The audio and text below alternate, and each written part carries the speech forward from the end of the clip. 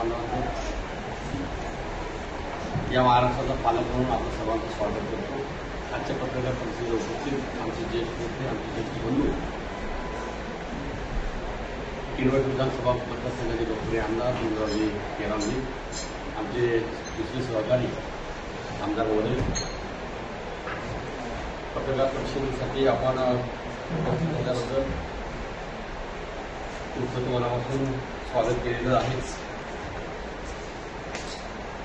महाराष्ट्राचे मुख्यमंत्री देवेंद्रजी फडणवीस यांच्या संकल्पनेतून संपूर्ण महाराष्ट्रामध्ये 100 दिवसामध्ये प्रत्येक विभागानं कृती आराखडा बनवून शेवटचा माणूस, शेवटचं कुटुंब, शेवटचा व्यक्ती केंद्रबिंदू समजून 100 दिवसामध्ये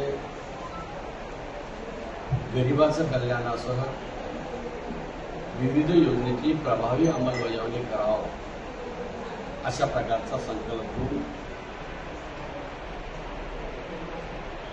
मुख्यमंत्री झाल्यानंतर मला या महाराष्ट्राचा आदिवासी विकास विभागाचा मंत्री म्हणून संधी दिल्यानंतर महाराष्ट्रामध्ये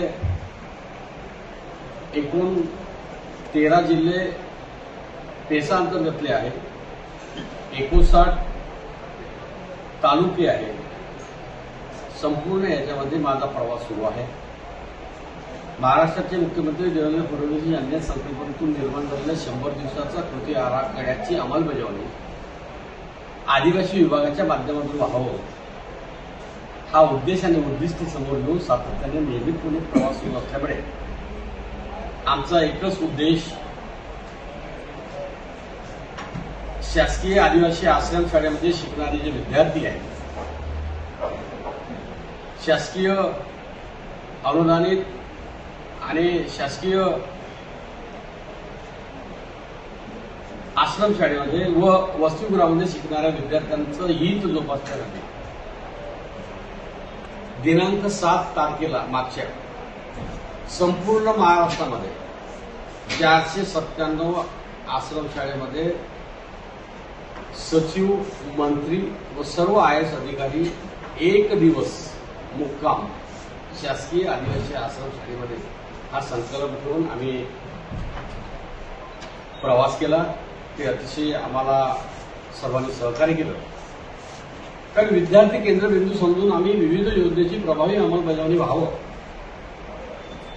अशा प्रकारचा प्रत्येक प्रकल्पस्तरीय स्तरावर आढावा आणि लाभार्थ्याशी संवाद आणि हितगुज अशा प्रकारचं आयोजित नियोजित कार्यक्रम असतात। मी प्रामाणिकपणे सांगतो, आमची भविष्यातली पेसा अंतर्गत नोकर भरती असो, पेसा अंतर्गत काही अनियमितता आली असेल तो प्रश्न सोडवण्याबाबत असेल, विद्यार्थ्यांचा डीबीटीचा प्रश्न असेल, डीबीटी पासून वंचित असणारा विद्यार्थी असो किंवा अनेक विद्यार्थ्यांना वसतिगृहामध्ये किंवा आश्रम शाळेमध्ये जर प्रवेश मिळाला नसेल, भविष्यामध्ये एकही विद्यार्थी वसतिगृहामध्ये प्रवेश मिळाला नाही अशा प्रकारची तक्रार येणार नाही अशा प्रकारचा आम्ही आदिवासी विभागाच्या माध्यमातून कृती आराखडा बनवलेला आहे। प्रत्येक विद्यार्थ्यांना, शिक्षण घेणाऱ्या विद्यार्थ्याला वसतिगृहामध्ये राहण्याची सोय उपलब्ध झाली पाहिजे अशा प्रकारचा आमचा संकल्प असल्यामुळे आम्ही निश्चितच बेरोजगार युवकांना रोजगार उपलब्ध करणे,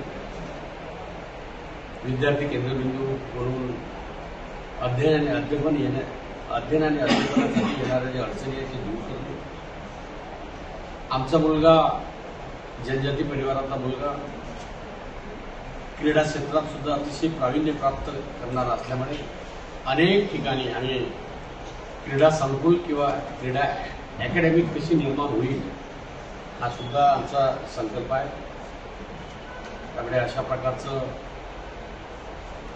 आयोजन नियोजन असल्यामुळे याबाबत आपल्याशी संवाद आणि हितगुज साधण्याची संधी मिळाली।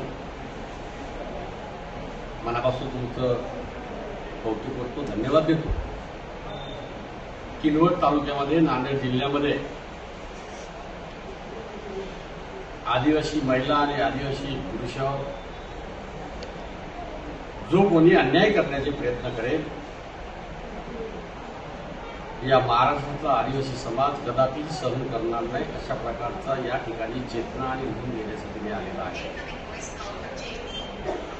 आमची मुलगी असो, आमचा मुलगा असो, यांच्याबाबत कोणी अन्याय करण्याची मानसिकता आणि प्रवृत्ती निर्माण होणार नाही. अशा प्रकारचा संदेश आमचे दोन्ही आमदारच्या सोबत राहून आम्ही मनापासून तुम्हाला धन्यवाद देतो. खूप खूप धन्यवाद.